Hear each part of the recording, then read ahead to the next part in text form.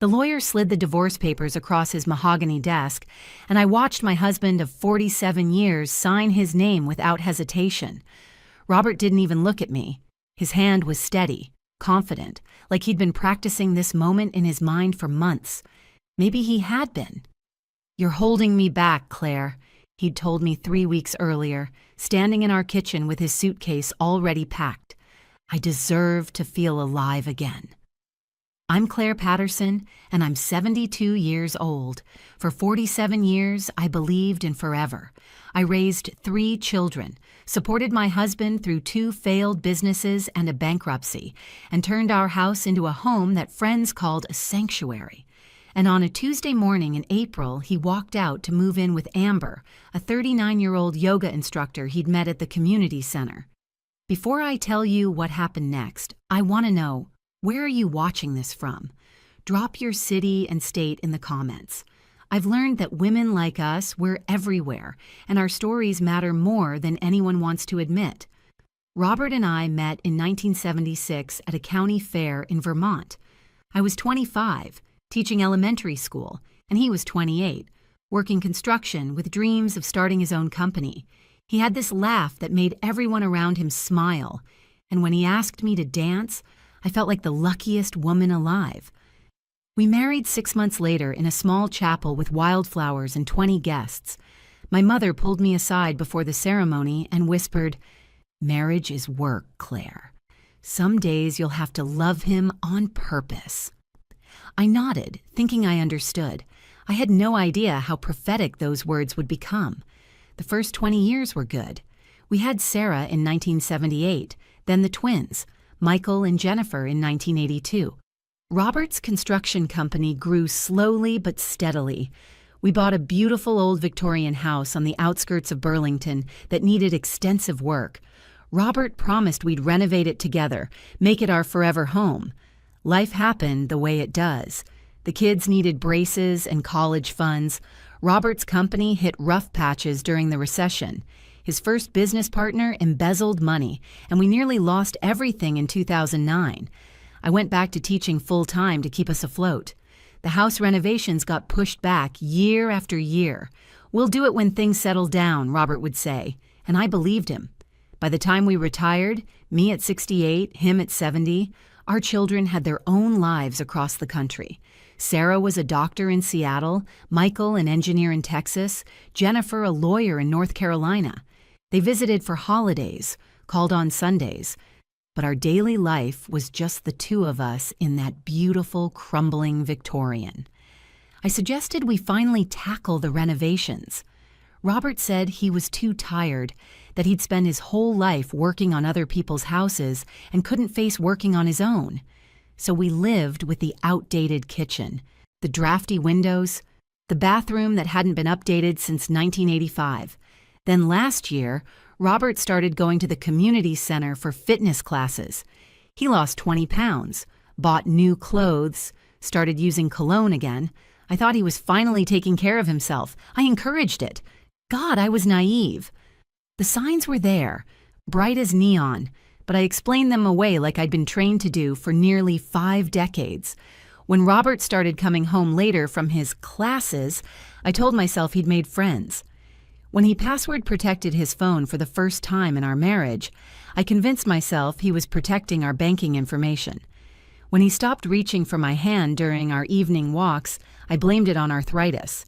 Denial is a powerful drug, and I'd been taking it in heavy doses. The truth arrived on a cold March morning when our neighbor, Patricia, knocked on my door. She stood on the porch wringing her hands, clearly uncomfortable, and asked if we could talk inside. Over coffee at my kitchen table, she told me she'd seen Robert at a restaurant 2 towns over, holding hands with a much younger woman across an intimate corner table. "I'm so sorry, Claire," Patricia said, tears in her eyes. "I debated telling you, but if it were me, I'd want to know." I thanked her calmly, walked her to the door, and then stood in my hallway for 20 minutes trying to remember how to breathe.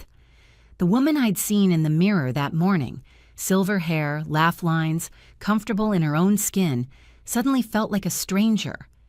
Who was I if not Robert's wife? I didn't confront him immediately. Instead, I did what any modern woman would do. I checked the cell phone bill online. There was one number he'd called or texted over 300 times in the past month. I reverse searched it. Amber Mitchell, age 39, yoga instructor and wellness coach, according to her extensive social media presence. Her photos showed a woman with long blonde hair, perfect teeth, and an array of impossible yoga poses on beaches and mountaintops. Her bio said she believed in living authentically and embracing transformation.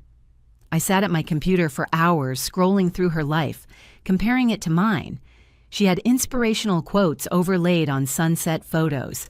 I had recipes clipped from newspapers and family photos in actual albums. When Robert came home that evening, I was sitting in the living room with the lights off. "We need to talk," I said. I'll never forget the look on his face.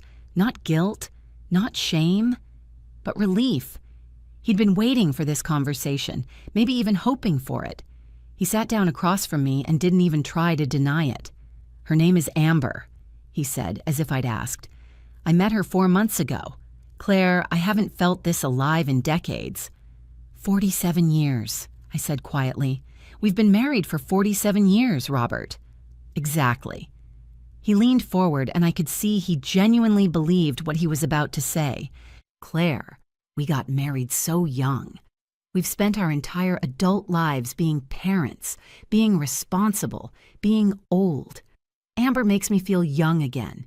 She sees me as I really am, not as some retired old man waiting to die." "I'm 72 years old," I told him. "What do you think you are?" He flinched, and I saw the anger flash across his face. "That's exactly the problem," Robert said, standing up abruptly. "You've accepted being old. You've given up. Every conversation is about doctor's appointments and what the kids are doing and when we should replace the water heater. When did you stop wanting more from life?" I stood up too, my hands shaking. "I wanted to renovate this house. I wanted to travel. I suggested Italy last year, and you said we couldn't afford it. I asked you to take dancing lessons with me, and you said your knees hurt. Don't you dare act like I'm the one who stopped living." Because all of those things felt like obligations. His voice rose for the first time. "Amber doesn't need anything from me. She just wants to enjoy life.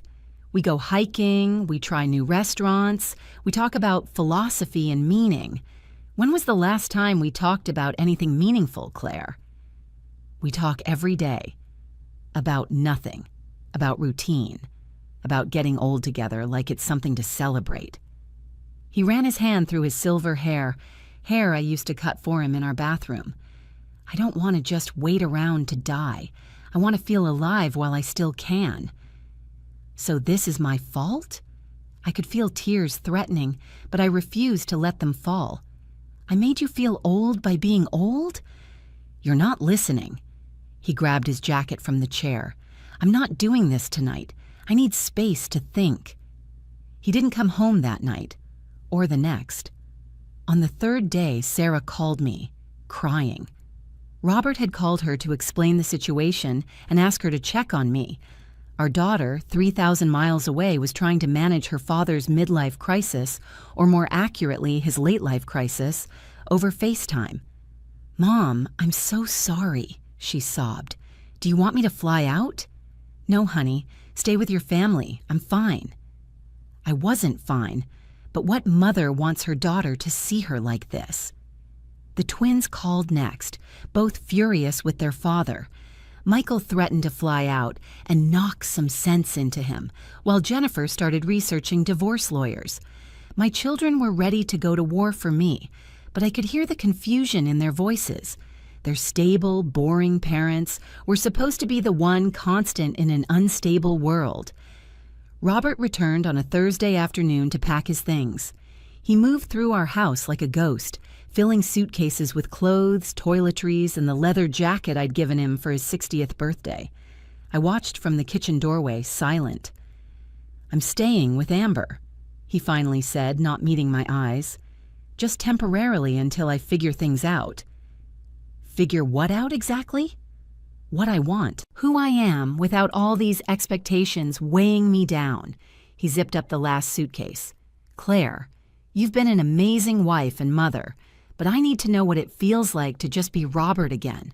Not someone's husband or someone's father, just me." "You're 72 years old," I repeated. "How long do you think Amber will want just Robert when reality sets in?" Robert's jaw tightened. "She's not like that. Amber sees beyond age. She practices mindfulness and acceptance. She believes people can change at any stage of life." "She's 39 years old," I said flatly. "She doesn't know what 72 means yet. Wait until you need help getting up from her floor after one of those yoga sessions. Wait until your medications start piling up on her bathroom counter. Wait until—" "Stop." He held up his hand. "This is exactly why I need to leave. You've already written the ending. You see me as old and declining and ready for the nursing home. Amber sees possibility. I see reality, Robert. I see 47 years of partnership that you're throwing away because some young woman makes you feel special." My voice cracked despite my best efforts. "I made you feel special once too, or did you forget?" For just a moment, something flickered in his eyes. Doubt, maybe, or regret. But then he picked up his suitcases and walked toward the door. "I'm sorry, Claire, I really am, but I can't stay in this life anymore. It's suffocating me." The door closed behind him and I stood in the sudden silence of our house. Not our house anymore. My house. The Victorian we'd bought with such hope and plans now felt enormous and empty, each room echoing with memories of a life I'd thought was solid. I didn't cry that first day. Instead, I walked through every room like I was seeing it for the first time. The living room where we'd taught our children to walk, the kitchen where I'd made thousands of meals, the bedroom where we'd shared 47 years of nights, the bathroom with the avocado green fixtures from 1985 that we'd never gotten around to replacing. That's when something unexpected happened. Standing in that outdated bathroom, I didn't see a monument to our failures. I saw potential. I saw what the house could be. The next morning, I called our daughter Jennifer, the lawyer. "I need you to recommend the best divorce attorney you know," I told her, "and I need someone who specializes in property division." "Mom, are you sure?" Jennifer's voice was careful. "Maybe Dad just needs time to—" "Your father made his choice. Now I'm making mine." I hired Marcus Chen, a divorce attorney with a reputation for protecting his clients' interests without mercy. During our first meeting in his downtown office, he reviewed our financial situation with his reading glasses perched on his nose. "You've been married 47 years, he said. "In Vermont, that means you're entitled to half of everything: his pension, his Social Security, the house, savings, all of it. But given that the house is your primary asset and he's chosen to leave, we can push for you to keep it entirely in exchange for a smaller share of his retirement accounts." "I want the house," I said immediately. Marcus nodded. "Then let's make that happen. Does he know what the house might be worth?" I shook my head. "We bought it for $75,000 in 1988. It needs so much work that I doubt he's thought about its value in years." Marcus smiled slightly. "Has anyone done a current appraisal?" "No. Why would we? It's falling apart." He leaned back in his chair, steepling his fingers. "Mrs. Patterson, Victorian homes in Vermont, particularly in established neighborhoods near Burlington, have become increasingly valuable. Even in disrepair, depending on the lot size and location, you might be sitting on something significant. Before we proceed with the divorce negotiations, I strongly suggest getting a professional appraisal." 3 days later, a real estate appraiser named Thomas walked through my house with a tablet and a measuring tape.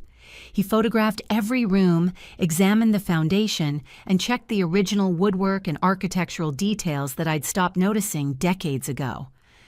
"Mrs. Patterson," he said as he finished his inspection, "do you realize what you have here? An outdated house that needs hundreds of thousands in repairs?" Thomas laughed. "You have a 200-square-foot Victorian in original condition on a half-acre lot in one of Vermont's most desirable areas. The bones are excellent, Original hardwood floors, 10-foot ceilings, those built-in bookcases and window seats. Yes, it needs updating, but that's cosmetic. The structure is sound. He sent his appraisal 3 days later. In its current condition, the house was worth $425,000. Fully renovated to modern standards while preserving its historic character, it could sell for between $950,000 and $1.2 million. I read those numbers 5 times, sitting alone at my kitchen table.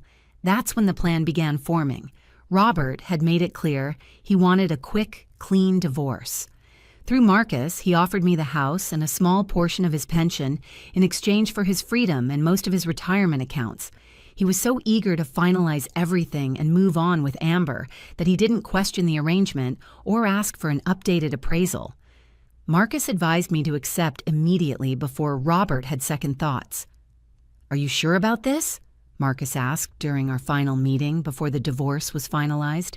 "You're taking on a property that needs extensive work, and you're giving up guaranteed income from his retirement accounts." "I'm sure," I said. "The house is worth more than money to me." But that wasn't entirely true. The house was worth money, a lot of it potentially. And I had a plan. The divorce was finalized on a rainy Tuesday in May. Robert signed the papers without reading them carefully, eager to get back to Amber and his new life.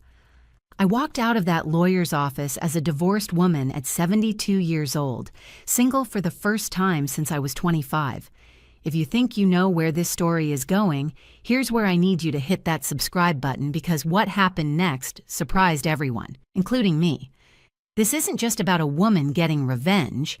It's about a woman getting her life back. That evening, I stood in my living room now, and made a decision that would change everything. I pulled out a notebook and wrote at the top, "House renovation plan." I had $47,000 in a savings account from my teaching pension that I'd kept separate from our joint accounts. It wasn't enough to renovate the entire house, but it was enough to start.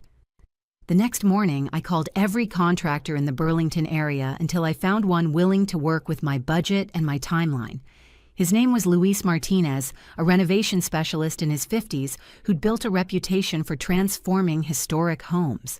He walked through my house the following Saturday, taking notes and occasionally whistling at what he found.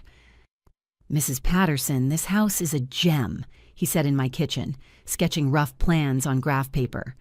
"The good news is the foundation, framing, and roof are all solid. The bad news is everything else needs work. Electrical, plumbing, kitchen, bathrooms, windows, insulation. We're looking at a complete renovation to bring it up to modern standards." "How much are we talking?" Luis did some quick calculations. Done right, preserving the historic details while modernizing everything else, you're looking at $200,000 to $250,000 minimum. My heart sank. I have $47,000. Then we get creative. Luis sat down across from me. We prioritize the work that adds the most value. We do some of the labor ourselves where we can. We use reclaimed materials for the historic elements and cost-effective modern materials for the updated parts, and we phase it in sections. "Why would you want to take on a project like this?" Luis smiled. "Because I love these old houses, and I can tell you do too. Plus, my wife heard about what happened with your husband from her book club. She told me if I didn't help you, I'd be sleeping on the couch for a month." I actually laughed for the first time in weeks. We started with the kitchen and main bathroom, the spaces that would make the biggest impact on resale value. Luis brought in his crew, and my quiet house suddenly filled with the sounds of demolition, power tools, and Spanish radio stations. I threw myself into the project, helping where I could, learning about tile work and cabinet installation and grout colors. My children called regularly, worried about me taking on such a massive project at my age. Sarah kept suggesting I just sell the house as is and move into something smaller, something more manageable. But they didn't understand. This wasn't about the house. This was about proving I was still capable of building something beautiful. Through Patricia, I heard occasional news about Robert and Amber. They'd gone to Costa Rica for 3 weeks. Amber had posted photos of them doing yoga on the beach at sunrise. Robert had shaved his beard and started wearing hemp necklaces. They attended sound bath meditation sessions and talked about conscious uncoupling from societal expectations. "He looks ridiculous," Patricia told me over coffee one morning, showing me Amber's Instagram feed. "He's trying so hard to be young that he just looks desperate." I glanced at the photos. Robert in linen pants and a tank top, his silver chest hair visible, posing next to Amber in her yoga gear, and felt nothing. Not anger, not jealousy, not even satisfaction. I was too busy choosing backsplash tiles for my new kitchen. The renovation took 7 months. 7 months of dust, decisions, and discoveries. We found original stained glass windows hidden behind drywall in the dining room. We uncovered hand-carved crown molding that had been painted over a dozen times. Beneath the terrible carpet in the master bedroom, we discovered pristine hardwood floors with an inlay pattern. "This house was telling you its story," Louise said as we carefully restored the dining room's original built-in china cabinet. "You just had to listen." I worked alongside the crew most days, learning skills I'd never imagined at my age. I learned to grout tile, to strip and refinish wood, to install drawer pulls. My hands developed calluses. My arms got stronger. I started waking up excited about what we'd accomplished that day instead of dreading the empty house. The kitchen transformed first. We kept the original footprint but updated everything. White shaker cabinets, quartz countertops that looked like marble, a farmhouse sink, and new appliances. The old avocado bathroom became a spa-like retreat with subway tiles, a walk-in shower, and heated floors. Luis's wife, Maria, started stopping by with lunch for the crew, and soon she was bringing color swatches and decoration ideas. She had an eye for design that I lacked, and together we chose paint colors that made each room feel both historic and fresh. "You're blooming," Maria told me one afternoon as we debated between 2 shades of blue for the master bedroom. "I can see it happening." She was right. Something was happening to me that had nothing to do with the house and everything to do with it. I was remembering who I'd been before I became someone's wife, someone's mother. I was remembering the 25-year-old teacher who'd loved learning new things, who'd had opinions and dreams that weren't tied to anyone else's approval. By month 6, the house was nearly unrecognizable. The kitchen gleamed, the bathroom sparkled.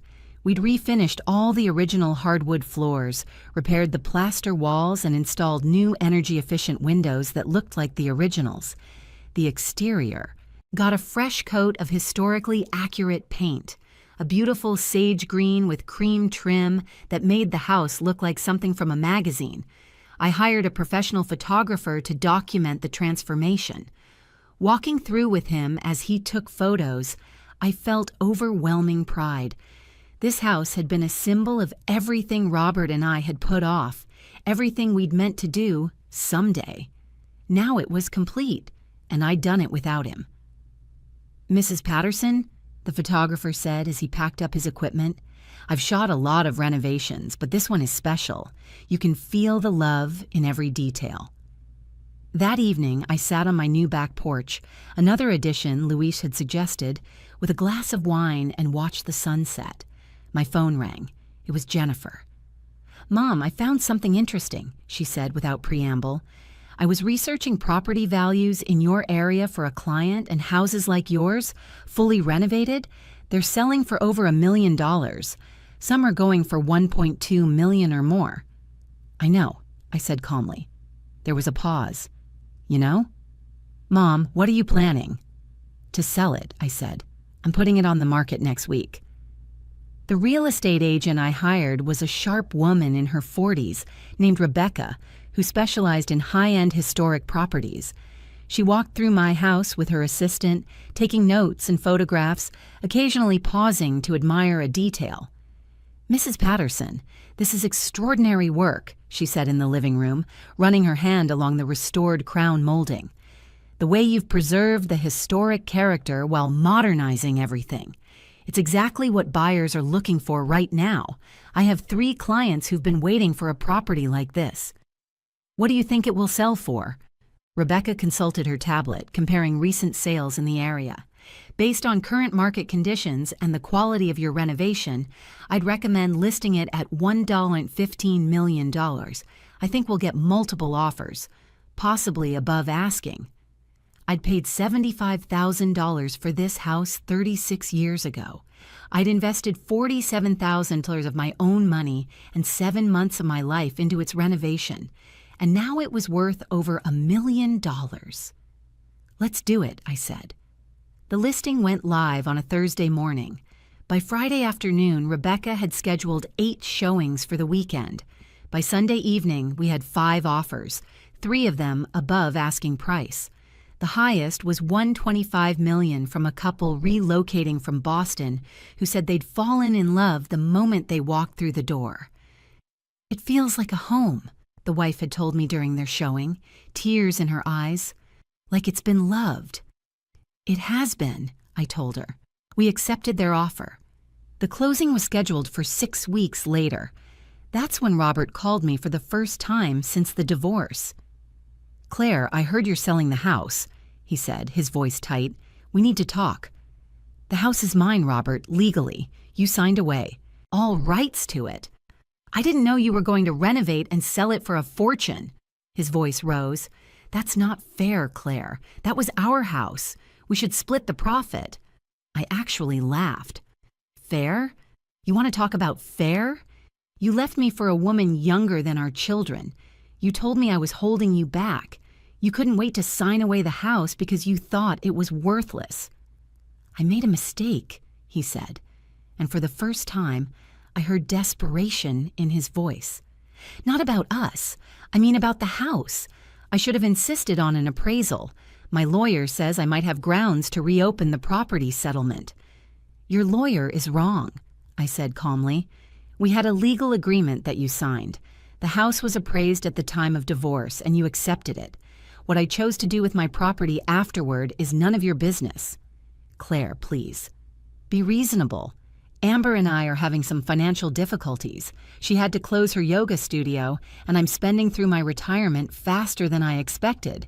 If you could just—" "No," I said simply. "No? Just like that? After 47 years of marriage, you won't even consider—" "After 47 years of marriage, you told me I was holding you back," I interrupted. "You left me for someone who made you feel young and alive. So go be young and alive, Robert. But don't come to me begging for money when reality catches up with your fantasy." There was a long silence. When Robert spoke again, his voice had changed. Harder, uglier. "You've turned bitter, Claire. This isn't the woman I married." "You're right," I said. "The woman you married would have felt guilty. She would have wondered if she owed you something. She would have probably given you half the profit just to keep the peace." I paused, letting that sink in. "But that woman doesn't exist anymore. You made sure of that when you walked out." I hung up before he could respond. 2 weeks later, Patricia came over with gossip she was bursting to share. Robert and Amber had broken up. Apparently, when Robert's money started running out, Amber had begun finding him less aligned with her energy. She'd met someone new at a meditation retreat, a divorced tech entrepreneur in his 50s with a house in Sedona. "Robert's been calling around, asking friends if he can stay with them," Patricia said, clearly enjoying the drama. "He told everyone he made a terrible mistake and wants to reconcile with you." "That's not going to happen," I said. "Good." Patricia raised her coffee mug in a toast. "You deserve so much better." The house closing happened on a beautiful October morning. I signed the papers in Rebecca's office, watching my bank account grow by $1.25 million. After paying off the remainder of the renovation costs, Luis's final bill, and various fees, I walked away with just over $1.1 million in profit. That evening, Sarah, Michael, and Jennifer all video called me together, their faces arranged in a grid on my laptop screen. "Mom, we're so proud of you," Sarah said, wiping tears from her eyes. "When Dad left, we were so worried about you." "I was worried about me, too," I admitted. "But I'm okay. Better than okay, actually." "What are you going to do with the money?" Michael asked. Invest it? Travel? Both, I said. I'm buying a small condo in Burlington, something modern that I won't have to maintain. I'm setting aside money for retirement, and then I'm booking a trip to Italy, that trip your father and I never took. Alone? Jennifer asked carefully. No, I said, smiling. Maria, Luis's wife, has become a good friend. She's always wanted to see Tuscany, and her daughter just agreed to watch her grandkids for 3 weeks. We're going together this spring. 2 days before I moved out of the Victorian, Robert showed up at my door. He looked older than I remembered, tired in a way that had nothing to do with age. His hemp necklaces were gone. He was wearing his old construction jacket. "Can we talk?" he asked. "Please, Claire, just 5 minutes." Against my better judgment, I let him in. We sat in my empty living room on folding chairs, the only furniture left in the house. Sunlight streamed through the new windows, illuminating dust motes in the air. Robert looked around at the transformed space, and I watched the realization hit him, what this house had become, what he'd given up. "I made a terrible mistake," he said finally, "not just with the house, with everything, with us." "Yes, you did." He winced at my directness. "I was stupid, Claire. I was scared of getting old, of becoming invisible. When Amber paid attention to me, it felt like being alive again, but it wasn't real. None of it was real. And you want me to feel sorry for you? No, I want you to forgive me." He leaned forward, his hands clasped between his knees.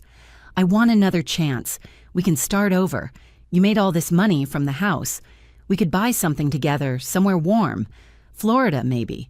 We could still have good years ahead of us." I looked at this man I'd spent 47 years with and felt nothing but pity. "Robert, do you know what I realized while I was renovating this house? I realized I'd spent decades waiting for you to be ready to renovate, ready to travel, ready to really live our lives. And when you finally got ready, it was for someone else. I'm ready now, for us. But I'm not ready for you anymore." I stood up. I'm ready for me. For the first time in my adult life, I'm putting myself first, and that doesn't include a man who threw away our marriage because he was too cowardly to face growing old with dignity. Please, Claire, I still love you. No, you don't. You love the idea of security. You love having someone to take care of you now that your yoga instructor moved on. But you don't love me, not the way I deserve to be loved. I walked to the door and opened it. "Goodbye, Robert." He stood, slowly, defeated. At the door, he turned back one more time. "Will you at least think about it?" "No," I said gently. "I won't." I watched him walk to his car, not the new sports car he'd bought with Amber, but his old pickup truck, and drive away. Then I closed the door on that chapter of my life. 3 months later, I'm writing this from my new condo in Burlington. It's modern, efficient, and completely mine. My children visit regularly now that I have guest rooms for them. Maria and I are planning our Italy trip for April. We're going to drink wine in Tuscany, see the art in Florence, and eat our way through Rome. I turned 73 last week. I'm single, financially secure, and happier than I've been in decades. Robert wanted to feel alive? He should have looked next to him. I was there all along, just waiting for permission to bloom. And in the end, I gave that permission to myself.